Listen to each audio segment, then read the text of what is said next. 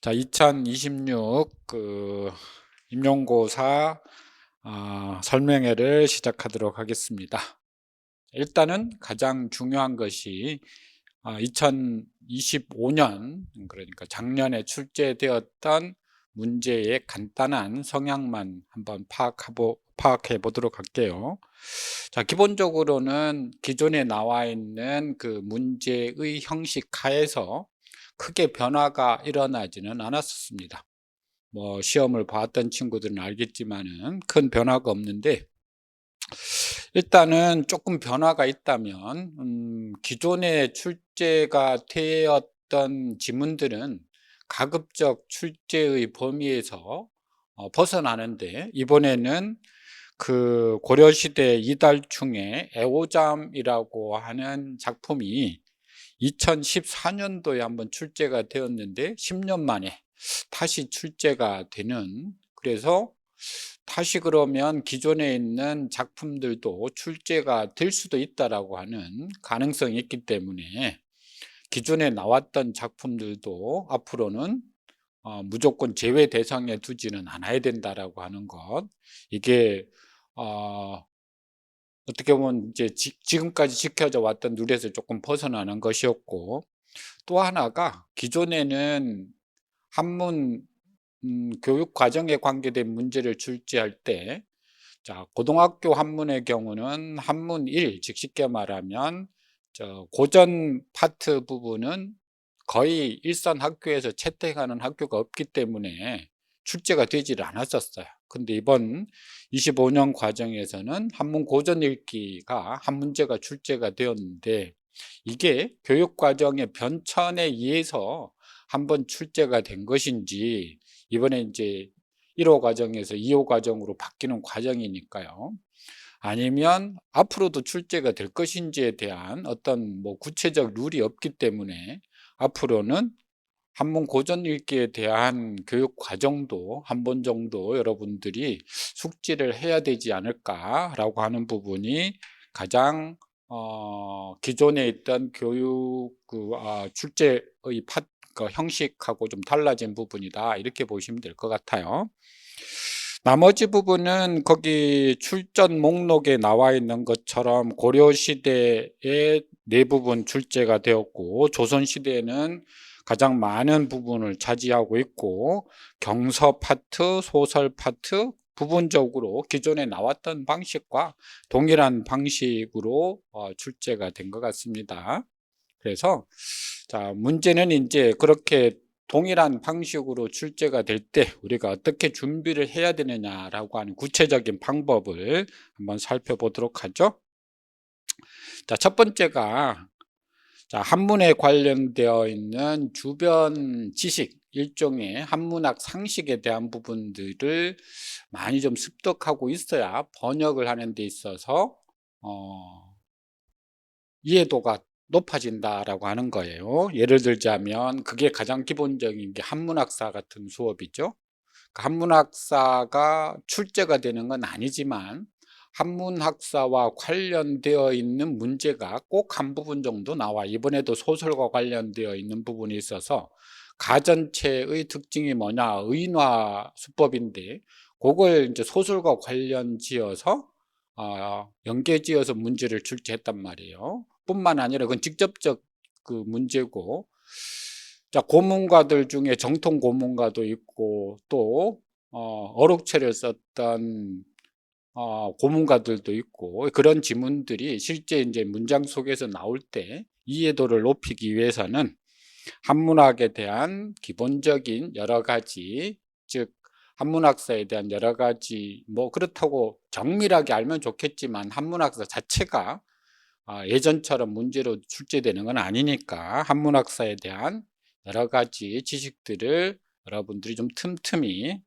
정 안 된다면 수업 시간에 이야기했던 내용들이라도 정리를 해서 기억을 해 두시는 것이 좋고, 두 번째는 이제 1월 달에 우리가 강의를 할 텐데, 4학년 동안 학부를 다녔는데도 불구하고 가끔 한문을 해석하는데 기초가 전혀 갖추어지지 않은 친구들도 있어요.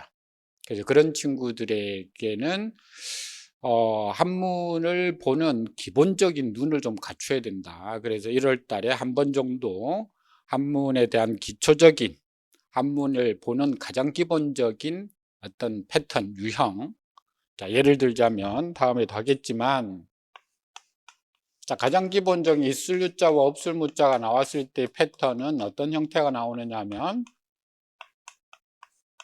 뒤에 사람 자자가 나와요. 그럼 이러이러한 사람이나 것이 있다 없다 이렇게 풀이를 하거나, 이게 동일한 수법인데 바소자가 나오는 경우가 있어요. 근데 바소자는 꾸며주는 말이 또 뒤에 나온단 말이에요. 그럼 유, 소, 땡땡땡 어떤 형태가 나와요. 그럼 이러이러한 것이 있다 없다. 세 번째는 문장에 나오고 지 명사형이 나와요. 지자는 이때는 어주사지 뭐뭐 꾸며주는 역할이죠. 이러이러한 명사가 있다 없다. 마지막으로는 이런 자 형태가 생략된 형태. 이게 기본적으로 유무의 구조를 파악하는 형태들인데, 그런 형태들을 알고 있으면 문장을 볼 때 훨씬 쉽게 풀이를 할 수 있는데, 그런 어떤 패턴들을, 구조들을 알지 못하면 실제 문장을 이해하는데 상당히 어려운, 그러니까 쉽게 말하면 문장의 구조를 이해하지 못하고 한문만 열심히 보는, 그럼 결국은 실력은 늘지 않아요. 그래서 정확하게 한문을 보는 그런 힘이 있어야 되겠다. 이게 첫 번째. 두 번째는 한문의 어휘가 굉장히 많아요. 한문의 어휘가 수만 어휘여서 실제 이제 가장 어려워하는 것 중에 하나가 많은 어휘들을 어떻게 다 받아들이고 이해할 것이냐. 그 많은 어휘들을 다 이해할 수는 없어요. 하지만 일정 정도 우리가 시험에 나온 어휘들은 그렇게 어려운 어휘가 나오지는 않아요.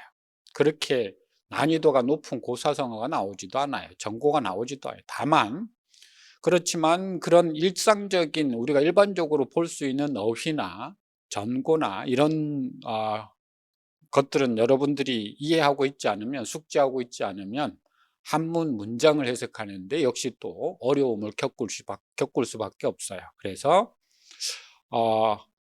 가급적이면 개인적으로 각자가 단어집을 만들어서 그 단어의 의미들을 풀이하면 이해하면 좋고, 작년까지는 없었지만 올해 지금 작업을 하고 있어서 1월 달쯤에 책이 나올 텐데, 한문 해석 필수 어휘라고 해서 대략 한 700단어에서 한 1000단어 정도 가장 많이 쓰이는 어휘들, 즉 한문과 고전 번역원에서 대략 한 1000번 정도 검색이 되는 어휘들만, 물론 그것도 모든 어휘들을 다 수록하지는 않았어요. 주로 이제 문학 쪽에 관련되어 있는, 우리 쪽에서 즉 시험을 보기 위해서 필요한 그 어휘집을 지금 아마 1월 정도 나올 텐데, 그건 꼭 여러분들이 구입을 해서 거기 나와 있는 어휘들은 가장 기본적인 어휘고, 그 어휘 속에서 여러분들이 또 문장을 보면서 조금 쉽게 말해서 빈도는 떨어지지만 알아두어야 될 어휘들을 따로 단어장을 만들어서 수시로 보면서 어휘의 의미를 파악하는 것이 중요하다. 어휘를 모르면 한문 자체도 언어기 때문에 문장 자체를 해석하기가 어려워져요. 그러니까 우리가 기본적으로 예를 들어서 논어에 나오죠? 지편이라고 하면 잡을지자 채찍 편자인데, 지편하면 채찍을 잡다라고 하는 것이 1차적인 뜻이에요. 근데 이걸 문장을 풀이할 때 채찍을 잡다라고 하는 겉뜻으로도 쓰이기는 하지만 속뜻으로 비천한 일을 하다, 이게 채찍이라고 하는 건 말채찍을 잡고 수레를 모는 일이라고 해서 비천한 일, 또는 여기 나와 있는 것처럼 너무도 사소한 나머지 아무리 천한 일이라도 하지 않겠다라고 하는 그런 의미들까지 이 지편이라고 하는 말 속에 들어있단 말이에요. 그래서 우리가 지편이라는 걸 채찍을 잡다라고만 해석하면 실제 지은이가 이야기하고자 하는 비천한 일이라든지 아니면 금방 얘기했던 천한 일도 마다하지 않겠다든지 이런 의미를 알 수가 없어져요. 그러면 겉뜻만 가지고는 그 지문의 깊은 의미를 우리가 이해할 수 없게 되기 때문에 일단 단어의 의미들을 여러분들이 나올 때마다 따로 단어장을 만들어서 숙지를 해 주시기를 바라고, 세 번째는 우리 시험은 저 한문고전번역원에서 번역가를 뽑기 위한 시험은 아니에요. 번역을 잘하면 좋겠지만 한문 번역을 제대로 하려면 최소한 한 10년 정도는 한문 공부를 해야 되는 거예요. 여러분들은 지금 4년 동안 학부를 거치고 시험을 보는 그런 과정이기 때문에 완벽한 해석이 어려워요. 그래서 글을 문장을 볼 때 완벽한 해석보다는 그 지문에서 무엇을 말하려고 하는 것인지 전체적인 의미 파악과 그 다음 그 의미 속에서 어느 정도의 이해, 대략 한 60%에서 70% 많게는 정도의 지문을 이해하는 정도로 여러분들이 공부를 한다라고 생각해서 완벽하게 문장을 이해하고 번역하기보다는 대략적인 이해를 통해서 지문에서 문제가 나왔을 때 서술형으로 제시할 수 있는 그런 훈련들을 많이 하셔야 실제적 시험에 도움이 되실 수 있다. 제가 이렇게 말씀드리는 건 완벽한 번역을 하지 말라라는 게 아니라 그렇게 하는 데는 시간이 너무 많이 소요되고 그런 시간적 여유가 있다면 준비를 그렇게 하셔도 돼요. 3, 4년 동안 여유롭게 조금 완벽한 번역을 통해서 나는 선생님이 되겠다라고 하시는 분은, 하지만 쉽지는 않아요. 그 과정이. 그렇기 때문에 시험을 위한 시험 준비를 하시라는 거예요. 자, 그 또 구체적인 내용들은 실제 수업 과정 속에서 제가 설명을 드리도록 할게요. 자, 그 다음에 네 번째, 제일 중요할 수도 있는데 여러분들이 이제 다시 또는 이제 막 한문 시험 준비를 하신다면 1월 달부터 11월 말까지 11개월 동안 여러분들이 어떤 과정에서 어떤 내용들을 어떤 시기 동안 무엇을 볼 것인지를 아주 구체적으로 자기 자신만의 전략을 또는 자기 자신만의 커리큘럼을 짜셔야 돼요. 무슨 이야기냐, 내가 지금 이번 1차 시험이다, 처음 한 번 보는 시험이다, 아니면 재수다, 삼수다, 따라서 전략이 달라진단 말이에요. 그러니까 1차 시험을 볼 때는 어떤 식으로 준비를 해야 되고, 또 그 과정에서 몇 월 달까지는 어떤 내용을 봐야 되고, 이런 것들에 대한 구체적 커리큘럼을 각자가 자기의 수준에 맞게끔 1년 동안 진도를 잘 구체적으로 짜서 그걸 철저하게 지켜나가야지만이 좋은 성적을 얻을 수 있어요. 그렇지 않고 그냥 뭐 대충 하다가 논어 좀 보고 맹자 좀 보고 뭐 산문 좀 보고 시좀 보면 되겠지라고 하다 보면 9월, 10월 금방 시험 때 다가와요.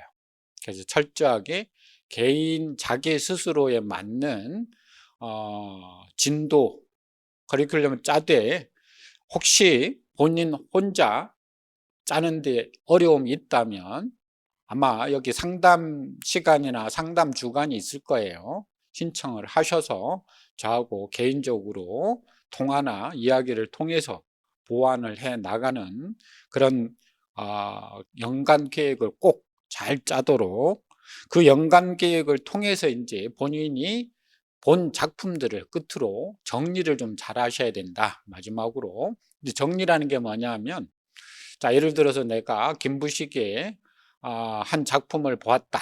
그런데 이 작품을 보고 이 정도면 내가 거의 한 첫 번째 볼 때도 한 70% 정도 이해가 되는 것 같다라고 할 때는 마지막 시험 보기 전에 한 번 정도 봐도 되고 사실은 안 봐도 돼요. 그건 여러분들이 시험장에서 직접 문제를 봐도 풀 수 있어요. 하지만 자, 예를 들어 한 작품을 봤는데 한 30~40% 정도의 이해가 되는데 전체 이해도 잘 안 될 뿐만 아니라 이래 가지고는 문제가 나오면 풀지 못하겠다라고 할 때는 반드시 체크를 해 두고, 자, 한 7월 정도, 8월 정도에 다시 한번 그 작품을 보셔야 돼요. 그러면 몇 개월 동안 여러분들의 본 글의 능력이, 실력이 늘어났기 때문에 아마 그때 보면 거의 70%에서 80% 정도까지 이해도가 높아질 거예요. 그럼 시험 때까지 보지 않아도 그 문제는 여러분들이 시험장에서 나온다라고 하면, 아니면 유사 문제가 나온다라고 하면 충분히 원하는 점수를 받을 수 있어요.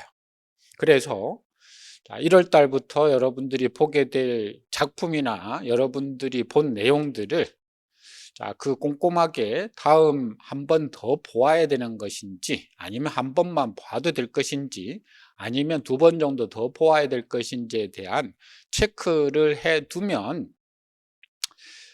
6, 7월 정도 되고 나면 이제 어느 정도 그 글을 읽어 나가는 실력이 되었을 때 다시 한번 이 복습의 과정이 필요한데, 처음부터 다시 다 하게 되면 시간이 너무 많이 걸릴 뿐만 아니라 그 효과도 떨어져요. 그러니까 그걸 미리 대비하기 위해서 여러분 스스로 본 작품에 대한 정리를 잘 해 주신다면 아마도 나중 중반기, 하반기 가서 공부하는 데 있어서 정리가 잘 이루어질 것 같습니다. 이런 내용을 가지고 1년 동안 여러분들을 찾아뵐 텐데, 아까도 말씀드렸듯이 기본적으로 첫 번째 기초적인 한문학 맥잡기에서는 1, 2월 달에서는 뭘 가지고 갈 거냐 하면 기출문제를 풀이를 통해서 앞으로 1년 동안 여러분들이 어떤 식으로 문제를 접근할 것인지, 그래서 2025년도 기출문제를 통해서 가장 중요한 시간이 될 수 있어요. 그 시간 동안에 1년 동안 여러분들이 봐야 될 글의 방향을 잡을 것이고, 그걸 통해서 한문학사를 한번 정리를 할 거예요.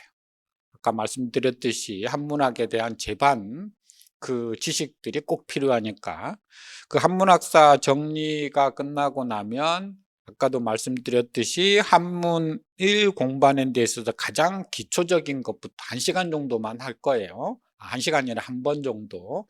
그래서 아까 유무 패턴 봤듯이 그런 기본적인 것만 다 잡을 수는 없지만, 그래도 우리가 공부하는 데 꼭 필요한 한문을 보는 기초를 잡고, 두 번째 마지막 끝으로 교육과정에 대한, 그러니까 교육과정에 대한 정리는 그 교육과정에 나온 구체적인 사항이 아니라 2015년 이전에 2009년 과정과 2007년 과정에 구체적으로 교육 과정에서 바소자의 용법, 놈자자의 논법 이런 것들에 대한 제시가 있었는데 15년부터는 그게 앞에 나와 있는 내용이라 전부 빠져 있어요. 그래서 여러분들이 가지고 계시는 2022 과정 속에서는 그런 내용들이 없어요. 그래서 그런 내용들을 가지고 우리가 품사 문제부터 시작을 해서 문제가 한 문제밖에 출제는 안 되지만 여러분들이 가장 또 어려워하는 부분이어서, 그래서 전문 교육 과정에서 나와 있는 품사를 비롯한 기타 여러 가지 것들을 한번 전체적으로 정리를 하는 것이 1, 2월 달 과정이에요. 그 다음 3, 4월 2달 동안은 경서 중에서 논어 맹자, 그 다음 소설 파트에서 많게는 2문제가 나오니까 그 소설 부분, 그 다음에 이번에도 고문진보에서 한 문제 나와 있는 것처럼 고문진보에 대한 것.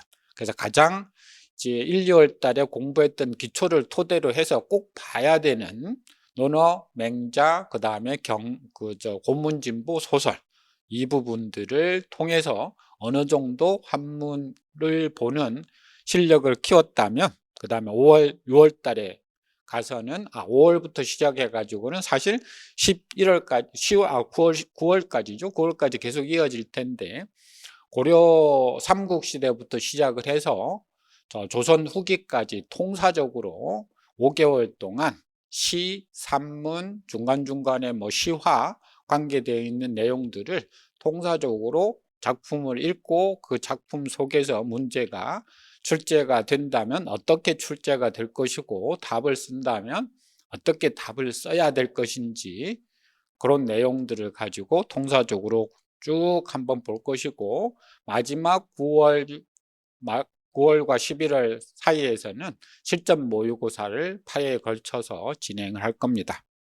또한 들어본 친구도 있겠지만, 이제 기존의 N수생들을 위한 것인데, 물론 이제 조수생도 해당이 되겠지만, 한 달에 2번 정도 3월 달부터 시작을 해서 3, 4, 5, 6, 7, 8 이렇게 2달씩 해가지고 3, 그러니까 3번의 방식에 거쳐서 선행 모의고사를 진행을 합니다.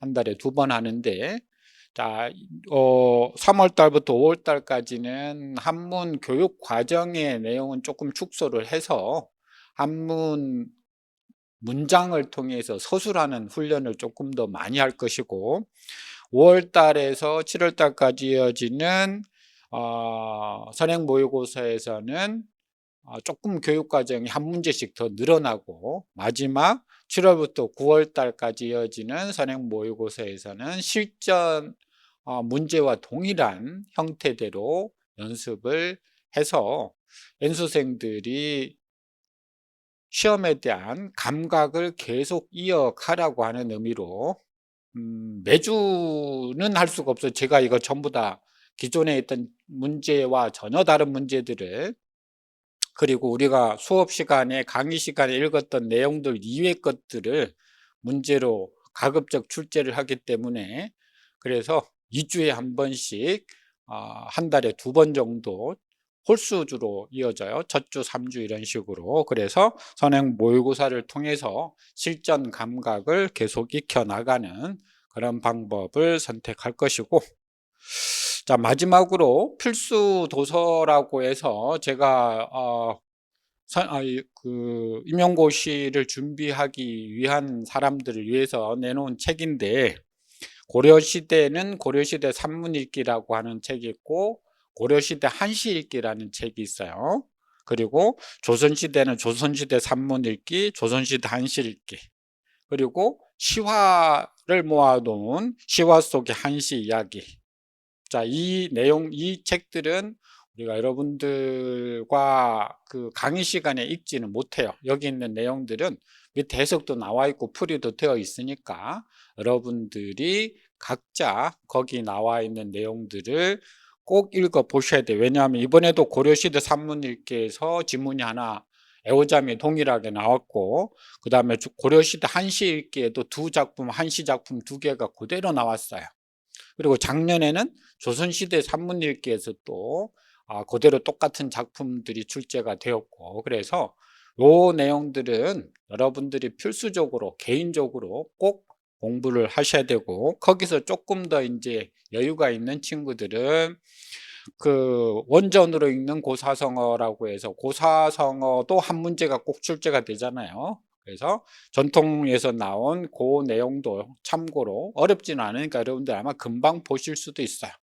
여유가 있는 친구들은 참고하고, 그리고 아까 이야기했듯이 이제 1월 달에 한문 해석 필수 어휘, 이건 여러분들이 아마 꼭 사서 늘 주변에 있으면 옆에다 두고 어휘를 익혀두면 좋을 것 같고, 마지막으로 지금 2월 달쯤 나올 텐데, 이제 2022년 교과서가 새로 올해, 그러니까 내년부터 강의가 되죠. 그래서 거기에 나와 있는 작품들을 지금 다 모아서 책으로 지금 낼 예정이에요. 그래서 지금 일선에 있는 선생님 2분하고 작업을 지금 진행하고 있어서 아마 이것도 1, 2월 정도에 책이 출간이 될 거예요. 그러면 여기 나와 있는 교과서의 내용들은 교육 과정과 연계시켜서 문제가 출제가 될 거예요. 이번에 아마 어휘 문제가, 작년에 제가 어휘 문제가 반드시 많이 출제될 거다라고 얘기는 했었는데, 역시 세 부분의 어휘가 출제가 되었죠. 그러는 바람에 전통문화에 관련된 문제가 빠졌어요. 아마 내년에는 꼭 전통문화와 관련된 내용들이 나올 거예요. 그런 내용들은 주로 교과서에서 지문을 출제를 하고 그다음 교육과정과 관련된 문제도 교과서에서 주로 출제가 되기 때문에 여유가 있는 친구들은, 여유라는 건 시간적 여유가 있는 친구들은 책이 나오면 한번 쭉, 어렵지 않을 테니까 잠깐 쉬는 시간에 한번 쭉 훑어보는 내용 정도라도 충분히 이해될 거예요. 그렇게 해서 필수 도서에 나와 있는 이 내용들은 강의 시간에는 따로 시간을 내지 않을 테니까 여러분들이 개인적으로 꼭 반드시 봐주시기를 바랍니다. 자, 이렇게 해서 2026년 설명회를 마칠 텐데 1년 동안 쉽지 않은 과정일 거예요. 공부 자체가 어렵기보다는 불확실한 미래에 대한 그 합격이라고 하는 확실한 보증이 있으면 좋은데 그 확실한 보증이 없기 때문에 불확실한 미래에 대한 자신과의 싸움, 그리고 한문 공부 자체도 또 만만치는 않고, 그런 과정 속에서 어떤 선생님이 조금 더 강력한 의지를 가지고 힘을 가지고 마지막까지 공부하느냐에 따라서 결과는 달라질 수 있고, 달라진 결과는 평생 여러분들의 직업, 그리고 자신이 공부하고 싶어하는 그런 일생과 연계가 될 수 있으니 1년 동안 저와 함께 열심히 같이 공부해서 좋은 결과가 있기를 바랍니다. 자, 수고하셨습니다.